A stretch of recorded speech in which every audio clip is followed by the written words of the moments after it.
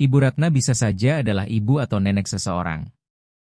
Hanya karena itu saja, beliau sudah pantas mendapatkan rasa hormat kita.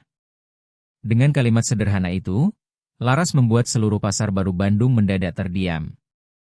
Seorang perempuan lanjut usia baru saja terjatuh ke tanah sementara banyak orang hanya berdiri memandang tanpa berusaha menolong. Di saat yang sama, seorang wanita angkuh mulai merendahkannya hanya karena penampilannya yang sederhana. Namun Laras memilih menghampiri dan membela perempuan yang bahkan belum dikenalnya itu. Padahal saat itu hidupnya sendiri sedang dipenuhi kesulitan, tanpa pernah membayangkan bahwa satu tindakan kecil tersebut akan mengubah jalan hidupnya untuk selamanya. Kisah ini mengingatkan kita akan sebuah pelajaran berharga. Dalam keadaan apapun, kita harus selalu memilih berbuat baik, karena benih kasih yang kita tanam hari ini bisa tumbuh menjadi kebahagiaan yang datang saat paling tidak kita duga. Sebelum melanjutkan cerita, izinkan saya mendoakan semoga Anda selalu diberi kesehatan dan kedamaian. Tuliskan di kolom komentar, Anda sedang menyaksikan kisah ini dari negara mana dan pukul berapa sekarang di tempat Anda. Pada suatu pagi yang sejuk, pasar baru Bandung mulai dipenuhi aktivitas. Para pedagang menata dagangan mereka, para pembeli pertama memilih buah dan sayuran segar, sementara aroma kopi yang baru diseduh menguar dari kedai-kedai kopi di sekitar pasar. Di antara keramaian itu berjalan Ibu Ratna, perempuan berusia 76 tahun yang membawa sebuah keranjang anyaman bambu sederhana. Bagi kebanyakan orang, beliau hanyalah seorang perempuan ramah yang sesekali membantu menjual sayuran sambil berbincang hangat dengan para tetangga. Hampir tidak ada yang mengetahui bahwa perempuan tua yang tampak sederhana itu sebenarnya adalah pendiri Wiratama Pangan Nusantara, perusahaan keluarga yang dibangun dari kerja keras sepanjang hidupnya. Meski telah sukses, Ibu Ratna tidak pernah melupakan asal-usulnya. Baginya, pasar itu selalu mengingatkannya pada masa-masa sebelum berhasil, dan beliau selalu mengulang nasihat yang sama kepada cucunya, Arga. Kalau ingin mengetahui isi hati seseorang, lihatlah bagaimana dia memperlakukan orang yang tidak bisa memberinya keuntungan apapun. Pada hari yang sama, Laras Pramesti berjalan di sekitar pasar dengan sorot mata yang menyimpan sedikit kesedihan. Ia baru saja pulang dari sebuah wawancara kerja dan kembali menerima jawaban yang sama seperti sebelumnya. Kami akan menghubungi Anda nanti. Di usia 32 tahun, Laras memiliki pendidikan yang baik dan semangat bekerja yang tinggi, tetapi kesempatan belum juga berpihak kepadanya. Meskipun begitu, ia tidak menyerah dan memutuskan mampir ke lapak sayur milik ayah saya, Bima Pramesti, dan ibu saya, Nurhayati Pramesti, untuk membantu mereka. Tidak lama kemudian, sebuah mobil mewah berhenti di dekat pasar. Dari dalamnya turun Nadine Kusumaningrum, seorang wanita berpakaian mahal dengan wajah yang menunjukkan ketidaksabaran saat memandang keramaian. Tempat ini selalu terlalu ramai, gumam sopir pribadinya, Danu. Ia lalu membunyikan klakson berkali-kali agar kendaraan di depannya segera memberi jalan. Bunyi klakson yang keras membuat Ibu Ratna terkejut, kehilangan keseimbangan, lalu terjatuh hingga keranjang bambunya terbuka dan sayuran segar berserakan di jalan. Aduh, kaki saya, ucapnya sambil berusaha bangkit. Banyak orang melihat kejadian itu, tetapi tidak seorang pun bergerak membantu. Nadine justru menghampiri dengan wajah kesal, lebih memikirkan keterlambatannya daripada keadaan perempuan tua itu. Ibu seharusnya lebih berhati-hati. Ada orang-orang yang memiliki urusan penting. Ibu Ratna menatapnya dengan tenang lalu berkata, "Maaf, Nak." Bunyi klakson tadi membuat saya kaget. Namun Nadine tetap melanjutkan ucapannya, di usia seperti ini sebaiknya ibu beristirahat di rumah, bukan datang ke sini dan membuat masalah. Tiba-tiba terdengar suara lembut dari belakangnya. Ucapan seperti itu tidak pantas. Ternyata Laras telah meletakkan barang bawaannya dan segera menghampiri untuk membantu Ibu Ratna berdiri. "Ibu tidak apa-apa? Apakah ada yang terluka?" Ibu Ratna tersenyum tipis. "Saya baik-baik saja, Nak." "Terima kasih." Nadine memandang Laras dengan heran. "Sekarang kamu membela orang yang bahkan tidak kamu kenal?" Laras menarik napas panjang. Ia tidak ingin berdebat, tetapi juga tidak bisa membiarkan ketidakadilan terjadi di depan matanya. "Saya hanya mengatakan bahwa beliau pantas dihormati." Nadine menyindir, Kamu bahkan tidak tahu siapa beliau. Laras menoleh kepada Ibu Ratna lalu menjawab dengan tenang, Ibu Ratna bisa saja adalah ibu atau nenek seseorang. Hanya karena itu saja, beliau sudah pantas mendapatkan rasa hormat kita. Selama beberapa detik, seluruh pasar baru Bandung menjadi sunyi. Ibu Ratna memandang perempuan muda itu dan langsung merasakan bahwa setiap kata yang diucapkannya lahir dari ketulusan, tanpa pamrih dan tanpa mengharapkan balasan apapun. Yang ada di dalam hati perempuan muda itu hanyalah ketulusan. Nadine tersenyum sinis lalu berkata, kita lihat saja sampai kapan kebaikanmu bisa membawamu sejauh itu. Setelah mengucapkan kalimat tersebut, ia berbalik dan pergi. Laras kemudian membantu Ibu Ratna memunguti sayuran yang berserakan, membelikan sebotol air mineral, lalu tetap menemani beliau sampai benar-benar yakin kondisinya baik-baik saja. Ibu Ratna menatapnya sambil berkata pelan, Nak, sepatumu jadi kotor karena menolong saya. Laras tersenyum hangat. Sepatu bisa dibersihkan, Bu. Tapi seseorang yang sedang membutuhkan pertolongan belum tentu menemukan orang yang mau berhenti untuk membantunya. Kalimat itu membuat hati Ibu Ratna tersentuh dengan cara yang sulit dijelaskan. Beliau lalu bertanya, mengapa kamu melakukan semua ini untuk saya? Padahal kamu bahkan tidak mengenal saya. Laras menjawab dengan tenang, saya tidak perlu mengenal seseorang terlebih dahulu untuk memperlakukannya dengan baik. Jawaban itu terus terngiang di benak Ibu Ratna. Sore harinya, ketika beliau pulang ke kediaman keluarga Wiratama di kawasan Dago, Arga langsung menyambutnya dengan wajah penuh kekhawatiran. Nenek, apa yang terjadi? Nenek pergi sendiri ke pasar baru Bandung lagi? Ibu Ratna tersenyum lembut. Nenek baik-baik saja, tetapi hari ini nenek belajar sesuatu. Arga penasaran. Belajar apa, Nek? Ibu Ratna memandang cucunya lalu berkata, hari ini nenek bertemu dengan dua jenis manusia. Yang satu memiliki kemewahan, uang, dan kesombongan. Yang satunya lagi sedang menghadapi banyak kesulitan dan hampir tidak memiliki apa-apa, tetapi dia memiliki sesuatu yang jauh lebih langka, yaitu hati yang tulus. Arga hanya mendengarkan dalam diam. Setelah berbagai kekecewaan yang pernah dialaminya, sudah lama ia meragukan bahwa masih ada orang yang mampu berbuat baik tanpa mengharapkan balasan. Akhirnya ia bertanya, siapa perempuan itu, Nek? Ibu Ratna memandang keluar jendela sambil mengingat wajah Laras, lalu menjawab, nenek juga belum mengenalnya lebih jauh, Nak. Tetapi mungkin hari ini nenek menemukan sosok yang selama ini kamu pikir sudah tidak ada lagi. Arga tidak berkata apa-apa. Ia sama sekali belum menyadari bahwa perempuan yang ditemui neneknya di pasar itu akan segera mengubah semua keyakinannya tentang cinta, kepercayaan, dan arti sebuah keluarga. Selama bertahun-tahun, Arga Wiratama merasa dirinya sudah belajar untuk tidak terlalu berharap kepada siapapun. Di usia 35 tahun, ia memiliki hampir semua yang diinginkan banyak orang. Sebuah perusahaan besar bernama Wiratama Pangan Nusantara, rumah mewah di Dago, dan nama keluarga yang dihormati.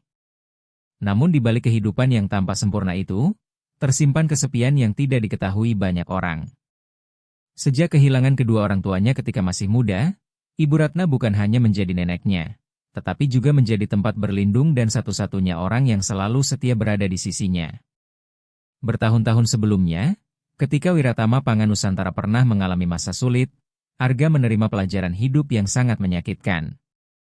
Perempuan yang pernah mengaku mencintainya memilih pergi karena tidak ingin membangun masa depan bersama pria yang masih berjuang merintis kembali kehidupannya. Setelah perusahaan bangkit dan berkembang, banyak orang yang kembali mendekatinya.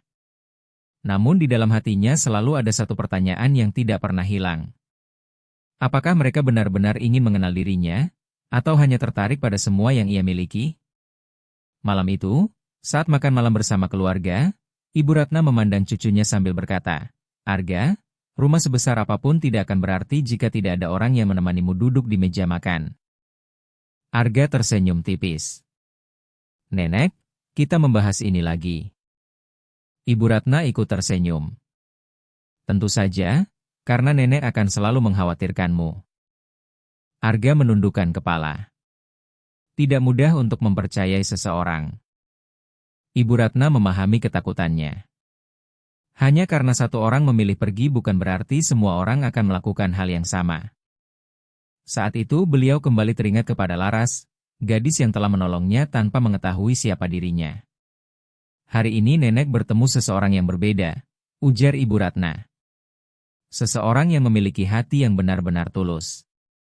Arga mendengarkan kata-kata itu, tetapi pada saat yang sama ia merasa mungkin dirinya sudah menemukan perempuan yang tepat, yaitu Nadine Kusumaningrum, wanita anggun, percaya diri, dan dikagumi banyak orang. Ia yakin perempuan seperti itu akan memahami dunianya, sehingga memutuskan untuk memperkenalkannya kepada Ibu Ratna. Keesokan harinya, Nadine datang ke kediaman keluarga Wiratama. Begitu memasuki rumah, ia memperhatikan setiap sudut bangunan itu sebelum berkata sambil tersenyum, "Rumahmu sangat bagus, Arga." Meskipun begitu, menurutku beberapa bagian sudah seharusnya direnovasi. Desain yang lebih modern akan jauh lebih cocok untuk orang sepertimu. Arga tidak terlalu memikirkan ucapan itu, tetapi Ibu Ratna langsung mengenali suara Nadine. Itulah perempuan yang sama di Pasar Baru Bandung, orang yang memperlakukannya seolah-olah dirinya tidak berharga hanya karena mengira beliau hanyalah seorang perempuan tua yang hidup sederhana. "Selamat sore," sapa Ibu Ratna dengan tenang.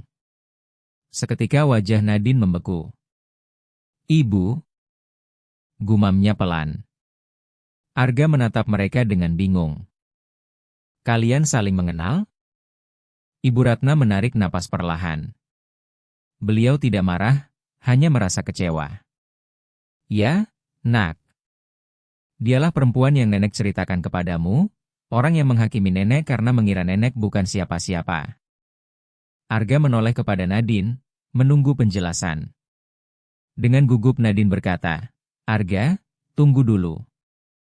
Aku tidak tahu kalau beliau adalah nenekmu." Kalimat itu justru menjelaskan segalanya. Arga bertanya pelan, "Kalau beliau bukan nenekku, apakah perlakuanmu tadi tetap bisa dibenarkan?" Nadine tidak mampu menjawab. Ucapannya seolah mengakui bahwa jika Ibu Ratna benar-benar hanya seorang perempuan tua biasa di pasar, maka memperlakukannya seperti itu bukanlah masalah. "Bukan begitu maksudku," katanya lirih, tetapi Arga sudah memahami bahwa persoalannya bukan sekadar hari yang buruk. Yang ia lihat adalah bagaimana seseorang memperlakukan orang lain ketika merasa tidak ada siapapun yang penting sedang memperhatikannya. Ibu Ratna kemudian berkata dengan lembut, "Rasa hormat yang bergantung pada uang atau nama keluarga bukanlah rasa hormat yang sesungguhnya." Nadine berusaha memperbaiki keadaan. "Aku bisa berubah." Arga terdiam cukup lama. Selama ini ia sering mengabaikan tanda-tanda kecil hanya karena takut hidup sendirian. Namun hari itu ia menyadari satu hal yang sangat penting, memilih orang yang salah juga merupakan bentuk kesepian.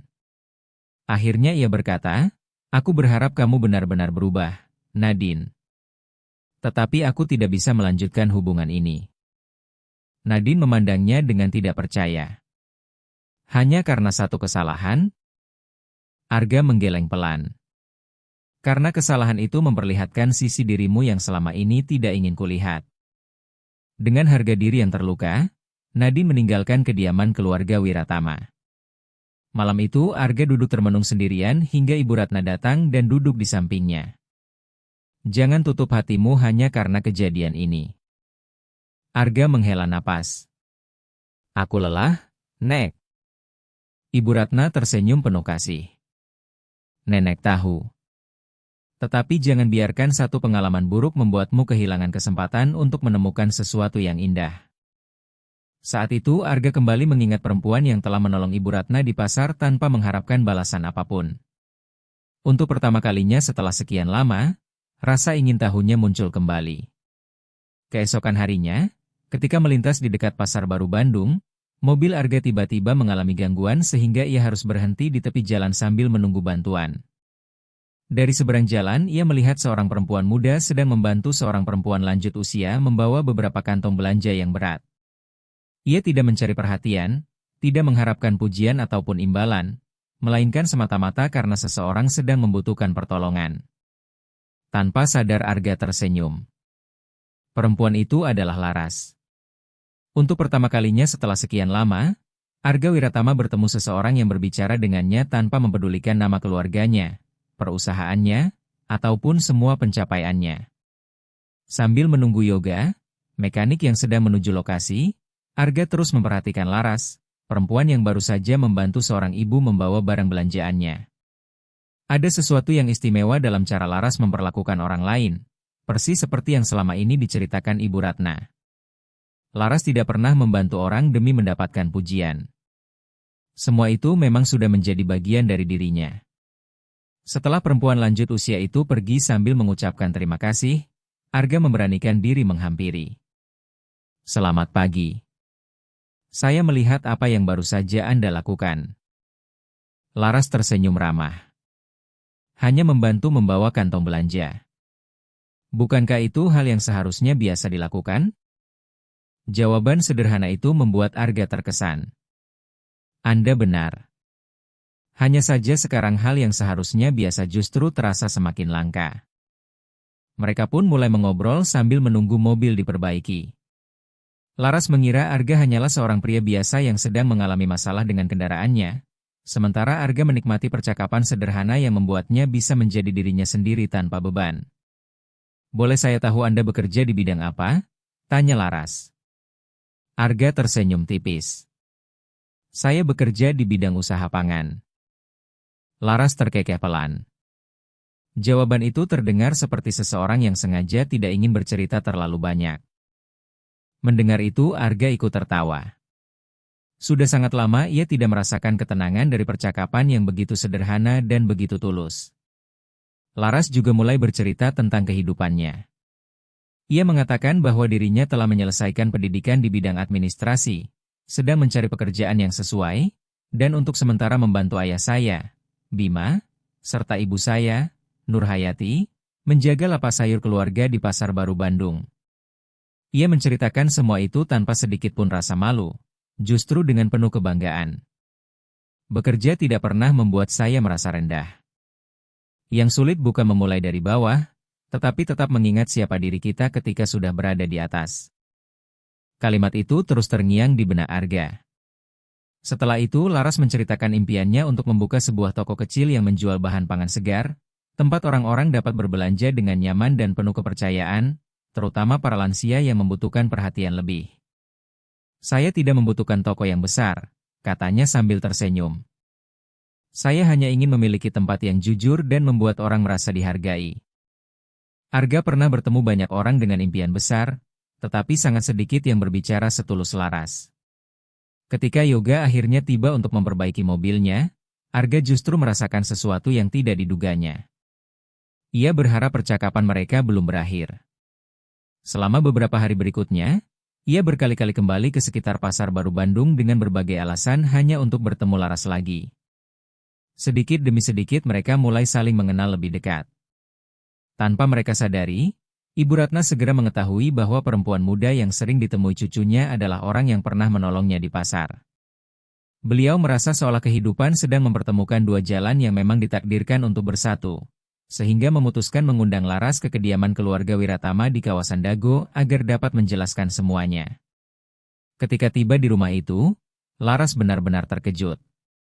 Kediaman megah tersebut sama sekali tidak sesuai dengan bayangannya tentang perempuan sederhana yang pernah ditemuinya di pasar. Saat melihat Ibu Ratna menyambutnya di depan pintu, ia langsung merasa ada sesuatu yang tidak pernah diketahuinya. Ibu Ratna, apakah Ibu tinggal di sini? Tanyanya pelan. Ibu Ratna menggenggam kedua tangan Laras dengan hangat. Ya, Nak. Ada sesuatu yang harus Ibu jelaskan kepadamu. Dengan tenang beliau mengungkapkan bahwa Wiratama Pangan Nusantara adalah perusahaan milik keluarganya dan Arga adalah cucu yang selama ini dibesarkannya. Laras terdiam cukup lama. Yang membuatnya terguncang bukanlah kekayaan keluarga itu, melainkan perasaan bahwa ketulusannya seolah telah diuji tanpa ia sadari. Jadi, selama ini semuanya seperti sebuah ujian? Tanyanya lirih.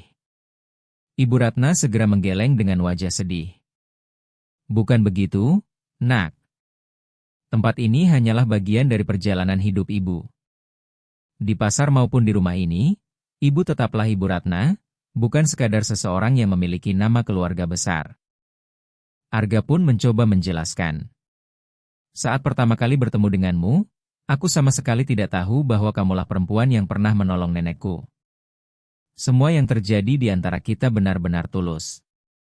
Laras dapat melihat kejujuran dalam tatapan Arga, walaupun ia masih membutuhkan waktu untuk menerima kenyataan tersebut. Sebagai ungkapan terima kasih, Ibu Ratna ingin membantu keluarga Laras, tetapi ia menolak dengan sopan. Saya tidak bisa menerima hadiah. Kalau saya menerimanya, saya akan merasa seolah kebaikan yang saya lakukan hari itu berubah menjadi sebuah transaksi. Jawaban itu membuat Ibu Ratna semakin menghormati dirinya. Arga pun akhirnya menyadari bahwa Laras tidak membutuhkan belas kasihan, melainkan kesempatan untuk membuktikan kemampuannya. Karena itu, ketika kembali mendengar impian Laras tentang membuka toko bahan pangan segar, ia mengajukan usulan yang berbeda. Bukan hadiah, melainkan sebuah investasi yang jelas, di mana Laras tetap menjadi pengambil keputusan atas usahanya sendiri. Setelah mempertimbangkannya dengan matang, Laras menerima tawaran tersebut. Dari situlah lahir akar Laras, sebuah toko yang dibangun dengan kerja keras, kepercayaan, dan harga diri. Seiring berjalannya waktu, melalui percakapan sederhana dan berbagai momen kecil yang mereka lalui bersama, hubungan Laras dan Arga semakin dekat. Namun ketika keduanya mulai menemukan ketenangan, ada seseorang yang diam-diam memperhatikan mereka dengan hati penuh iri. Nadine tidak mampu menerima kenyataan bahwa Arga akhirnya menemukan kebahagiaan bersama seorang perempuan sederhana. Sambil memandangi foto mereka berdua, ia bergumam, perempuan seperti dia benar-benar mengira bisa menggantikan posisiku. Dia belum tahu siapa yang sedang dihadapinya. Ketika akar Laras mulai berkembang, Laras menyadari bahwa impian yang tampak sederhana ternyata mampu mengubah hidup banyak orang. Tokonya memang bukan yang terbesar di Bandung dan tidak memiliki kemewahan seperti toko-toko lain. Tetapi setiap orang yang datang selalu menemukan sesuatu yang berbeda, sebuah tempat di mana nama pelanggan masih diingat, kisah hidup mereka masih didengarkan, dan setiap orang disambut dengan senyum yang tulus. Setiap pagi Laras datang lebih awal, memeriksa sayuran segar, berbincang dengan para petani dari Lembang, lalu menyiapkan pesanan khusus untuk para pelanggan lanjut usia yang sudah tidak sanggup membawa belanjaan mereka sendiri. Bagi Laras, menjual bahan pangan tidak pernah sekadar berarti berjualan. Baginya, itu adalah cara untuk merawat dan membantu orang lain. Suatu pagi, Nenek Sumiati tersenyum hangat sambil membayar belanjaannya lalu berkata, "Nak, orang datang ke sini bukan hanya untuk membeli tomat. Mereka datang karena masih ada seseorang yang mau bertanya, apa kabar hari ini?" Ucapan sederhana itu jauh lebih berarti bagi Laras daripada iklan apapun. Dari kejauhan, Arga memperhatikan semua itu dengan penuh kekaguman. Dialah yang memberikan investasi untuk mewujudkan toko tersebut, tetapi ia tahu bahwa alasan sebenarnya akar Laras berkembang bukanlah modal yang ia berikan, melainkan kesabaran, kerja keras, dan ketulusan Laras dalam memperlakukan setiap orang. Suatu sore setelah toko tutup, mereka berjalan bersama menyusuri Jalan Braga lalu berhenti di sebuah kedai kopi kecil yang tenang. Jauh dari tempat-tempat mewah dan tatapan orang-orang yang ingin tahu. Itulah suasana yang paling disukai Laras, sederhana namun nyata. Setelah beberapa saat terdiam, ia berkata pelan, "Kadang saya masih sulit mempercayai semua ini." Yang ia maksud bukan hanya akar Laras, tetapi juga hubungan mereka berdua. Arga menatapnya sambil bertanya, "Kenapa?" Laras terdiam beberapa detik sebelum menjawab, "Karena dunia kita sangat berbeda." Arga memahami ketakutan itu karena selama bertahun-tahun ia sendiri telah membangun tembok di sekeliling hatinya. Namun perlahan-lahan Laras mengajarkannya cara baru memandang kehidupan. Dengan lembut ia berkata, "Tidak semua orang yang datang ke dalam hidupmu ingin mengambil sesuatu. Ada juga yang datang hanya karena ingin tetap tinggal." Kalimat itu memberikan ketenangan yang sudah bertahun-tahun tidak pernah dirasakan Arga.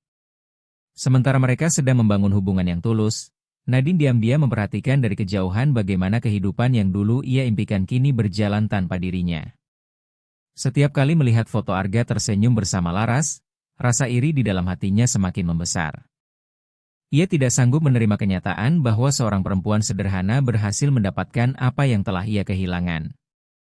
Karena itu, ia memutuskan menyerang hal yang paling berharga bagi Laras, yaitu nama baik dan harga dirinya. Awalnya hanya berupa komentar-komentar sinis di media sosial, Kemudian berkembang menjadi berbagai rumor yang mengatakan bahwa Laras hanya bisa membuka akar laras berkat uang Arga. Bahkan berpura-pura rendah hati agar dapat diterima oleh keluarga kaya Wiratama. Beberapa pelanggan mulai memandang Laras dengan cara yang berbeda ketika datang ke toko. Suatu pagi, Ibu Dewi bertanya, "Apa benar semua yang orang katakan tentang ibu?" Laras memang merasa sedih, tetapi ia tetap menjawab dengan tenang, "Tergantung. Kalau ibu ingin mengetahui bagaimana saya bekerja, silakan bertanya kepada orang-orang yang datang ke sini setiap hari." Ibu Dewi melihat ke sekeliling. Ia melihat para tetangga menyapa Laras dengan ramah, para lansia memperlakukannya seperti anggota keluarga sendiri, dan saat itu ia menyadari bahwa rumor tidak selalu mencerminkan kenyataan.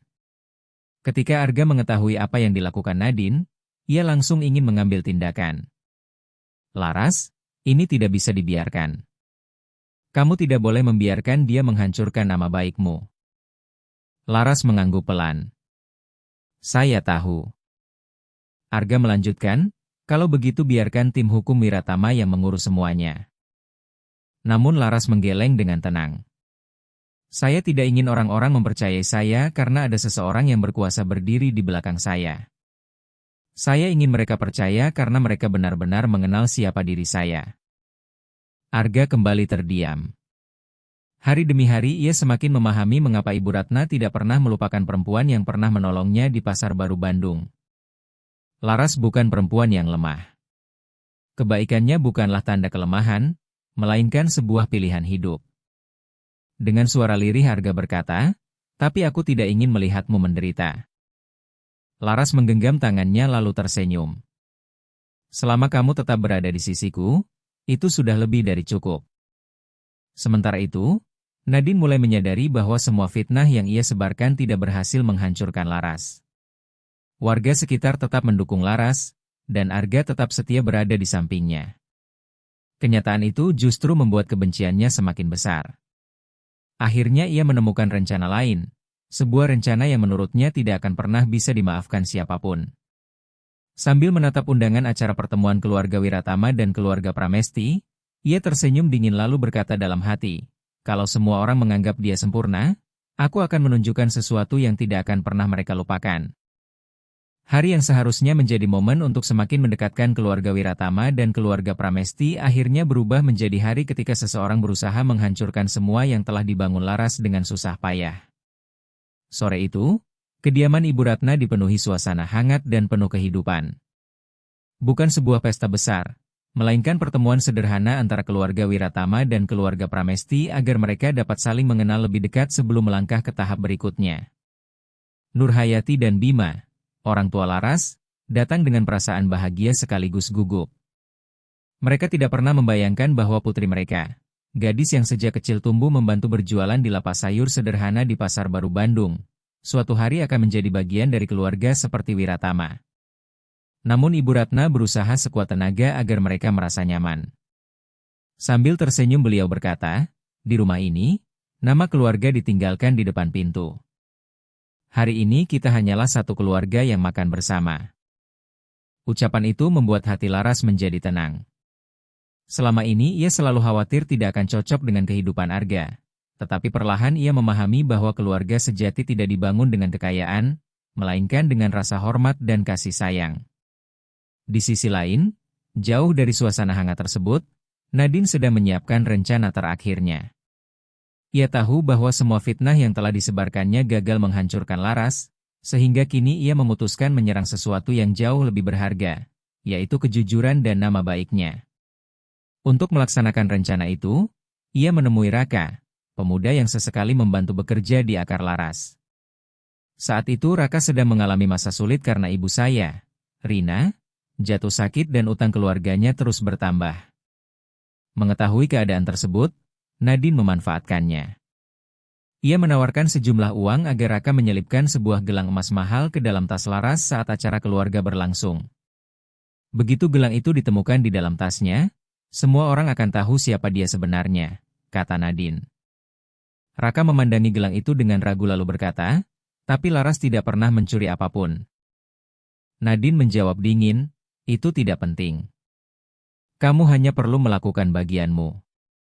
Awalnya Raka menerima tawaran tersebut karena terdesak keadaan. Namun ketika berjalan menuju kediaman keluarga Wiratama, ia teringat bagaimana Laras selalu memperlakukannya dengan hormat ketika banyak orang bahkan tidak pernah menganggap keberadaannya. Hatinya tidak sanggup melakukan pengkhianatan itu. Sebelum acara dimulai, Raka mencari Arga dan menceritakan seluruh rencana Nadine. Setelah mendengar semuanya, Arga dipenuhi rasa marah sekaligus bersalah. Semua masalah ini datang kepada Laras karena masa laluku bersama Nadine, katanya. Namun Ibu Ratna segera menghentikannya.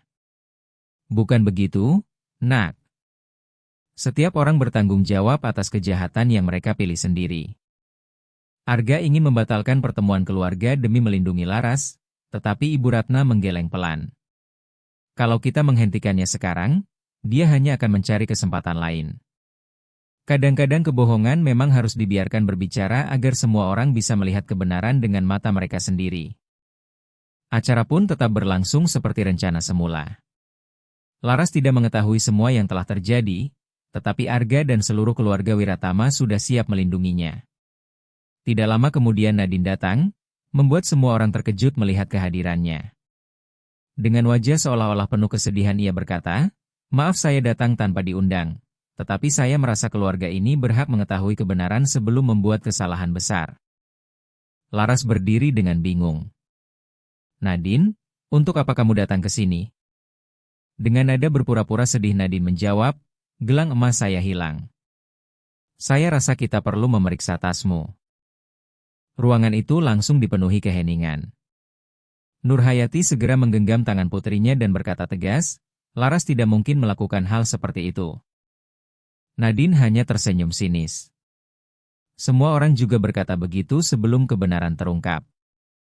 Mendengar tuduhan itu, hati Laras terasa sakit, tetapi ia tetap menatap lurus tanpa sedikit pun menundukkan kepala. "Saat saya mengenal keluarga ini, saya tidak memiliki uang ataupun kedudukan.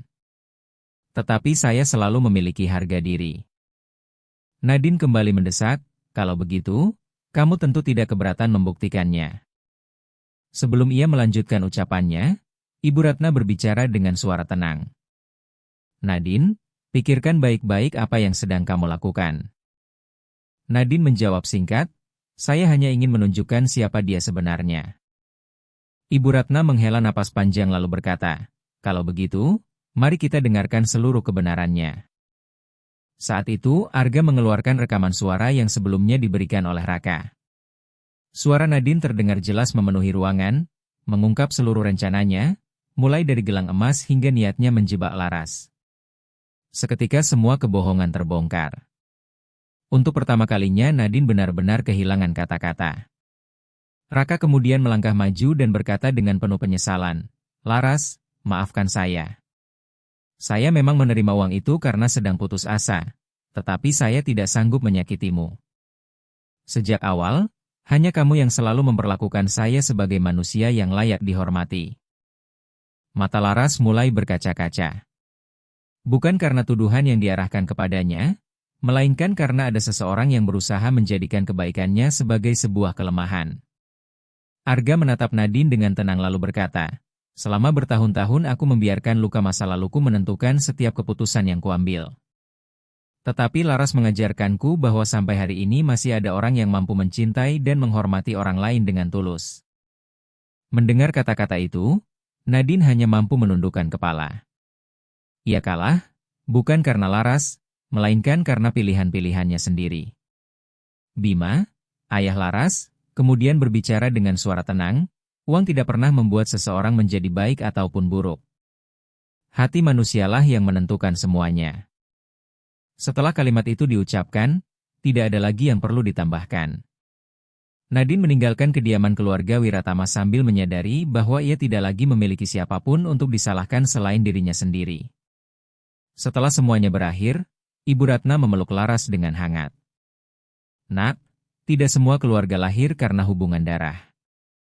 Ada keluarga yang terbentuk karena orang-orang memilih untuk saling menjaga dan saling menghormati setiap hari." Laras menatap Arga dengan mata yang masih basah. Setelah melewati begitu banyak ujian, ia akhirnya mengerti bahwa yang ia temukan bukanlah kehidupan yang lebih mudah, melainkan sesuatu yang jauh lebih berharga, yaitu sebuah rumah yang benar-benar terasa sebagai tempat pulang. Beberapa bulan setelah malam yang penuh ujian itu, kehidupan di Bandung kembali berjalan dengan tenang. Akar Laras terus berkembang, tetapi hal yang paling membuat para pelanggan terkesan adalah Laras sama sekali tidak berubah.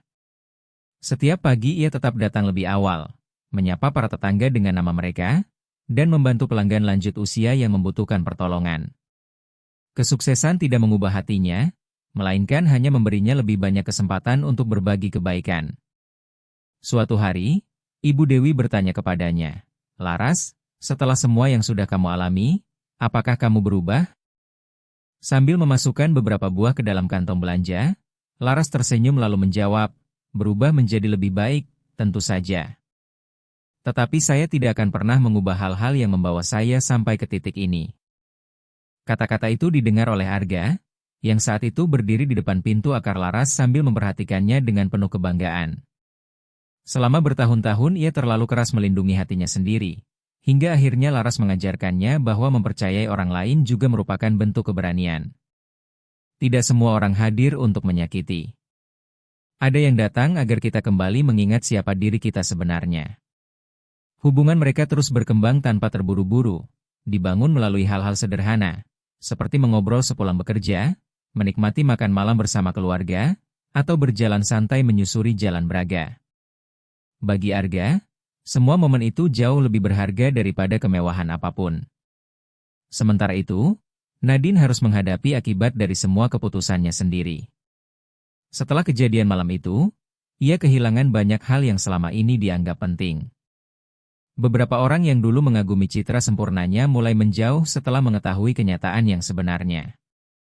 Untuk pertama kalinya dalam hidup, ia melihat dirinya tanpa topeng kepura-puraan dan menyadari bahwa masalah terbesar dalam hidupnya bukanlah Laras, melainkan pribadi yang telah ia bentuk selama ini. Beberapa waktu kemudian, Nadine mengirimkan permintaan maaf yang sungguh-sungguh. Laras memilih menerima permintaan maaf itu, tetapi ia juga memahami bahwa memaafkan bukan berarti membiarkan seseorang kembali menyakiti dirinya. Kedamaian juga membutuhkan batas yang sehat. Pada suatu sore, kedua keluarga kembali berkumpul di kediaman keluarga Wiratama. Kali ini tidak ada lagi rahasia, keraguan, ataupun rasa takut. Yang ada hanyalah meja makan yang dipenuhi percakapan hangat, kenangan indah, dan tawa bahagia. Dari kejauhan Ibu Ratna memperhatikan Arga dan Laras dalam diam. Setelah bertahun-tahun menjaga keluarganya, akhirnya beliau merasa cucunya telah menemukan sesuatu yang tidak pernah bisa diberikan oleh uang, yaitu sebuah rumah yang dipenuhi kasih sayang. Seusai makan bersama, Ibu Ratna berjalan berdampingan dengan Laras di taman rumah. Beliau tersenyum lalu berkata, "Nak, tahukah kamu? Sampai sekarang ibu masih mengingat hari ketika kita pertama kali bertemu di Pasar Baru Bandung." Laras membalas senyumnya. "Saya juga masih mengingatnya, Bu. Hanya saja saya tidak pernah membayangkan semua ini akan terjadi." Ibu Ratna menggenggam tangan Laras dengan lembut lalu berkata, "Hari itu kamu tidak membelaku karena aku berasal dari keluarga Wiratama. Kamu membelaku karena di matamu aku tetaplah seorang manusia yang pantas dihormati." Mendengar kata-kata itu, hati Laras dipenuhi rasa haru. Ia tidak pernah membayangkan bahwa satu tindakan kecil yang dilakukan dengan tulus mampu mengubah begitu banyak kehidupan. Dengan senyum sederhana ia menjawab, "Saya hanya melakukan apa yang seharusnya dilakukan oleh siapapun." Ibu Ratna membalas dengan senyum penuh kasih. "Mungkin justru karena itulah perbuatanmu menjadi begitu istimewa. Banyak orang memiliki kesempatan yang sama, tetapi hanya kamu yang memilih untuk berhenti dan membantu." Beberapa saat kemudian, Arga menemukan Ibu Ratna sedang memandangi album foto keluarga yang sudah lama tersimpan. "Nenek, sepertinya pada akhirnya nenek berhasil menemukan perempuan yang selama ini nenek harapkan untukku." Ibu Ratna menggeleng pelan sambil tersenyum. "Tidak, Nak. Nenek tidak pernah mencarikan siapapun untukmu.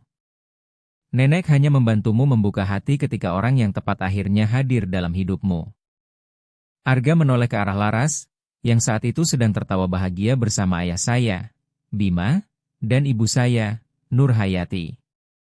Saat itulah ia benar-benar memahami bahwa ucapan neneknya memang benar. Kekayaan terbesar keluarga Wiratama tidak pernah terletak pada Wiratama Panganusantara, rumah mewah, ataupun nama keluarga mereka.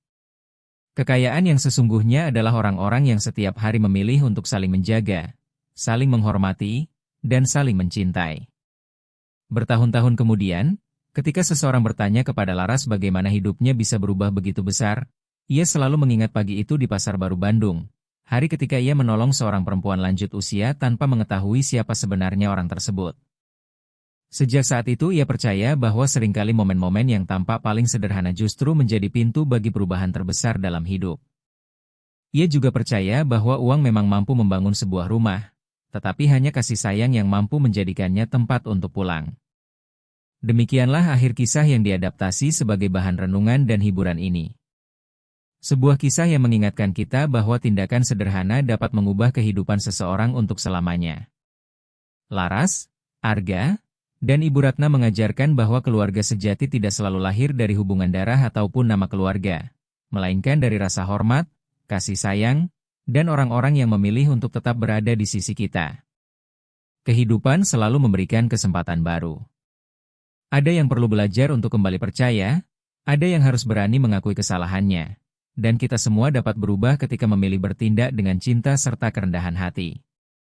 Sebab kekayaan yang sesungguhnya tidak terletak pada uang, rumah yang megah, ataupun kedudukan yang tinggi. Kekayaan sejati ada pada kesediaan menolong orang yang membutuhkan, pada kata-kata yang menguatkan, dan pada setiap kebaikan kecil yang kita berikan tanpa mengharapkan balasan. Secara pribadi, saya percaya bahwa kisah seperti ini mengingatkan kita bahwa kita tidak pernah tahu betapa besar arti sebuah kebaikan bagi kehidupan orang lain. Seperti cahaya yang menyala di sebuah jendela pada malam yang gelap, satu tindakan penuh kasih dapat menunjukkan jalan bagi seseorang yang hampir kehilangan harapan. Sekarang saya ingin mengetahui pendapat Anda. Jika kisah ini menyentuh hati Anda dan memberikan pelajaran yang berharga, tuliskan angka 1 di kolom komentar. Jika menurut Anda masih ada yang bisa diperbaiki atau ingin menyampaikan pendapat, tuliskan angka 0.